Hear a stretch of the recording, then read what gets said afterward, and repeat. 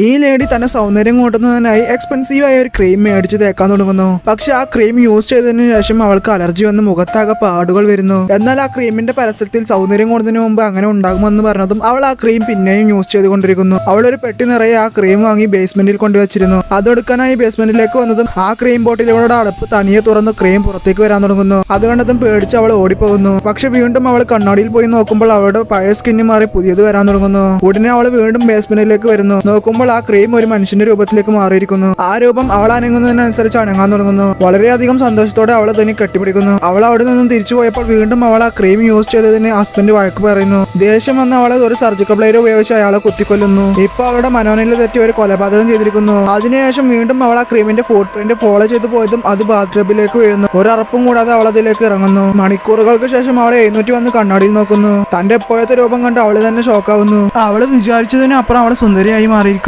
അവളുടെ കൊളീഗ്സ് എല്ലാം അവളുടെ മാറ്റം കണ്ട് അതിശയത്തോടെ നോക്കുന്നു. സോ അവൾ ആഗ്രഹിച്ച കാര്യം നടന്നതും അവൾ പുതിയൊരു ലൈഫ് സ്റ്റാർട്ട് ചെയ്യുന്നു.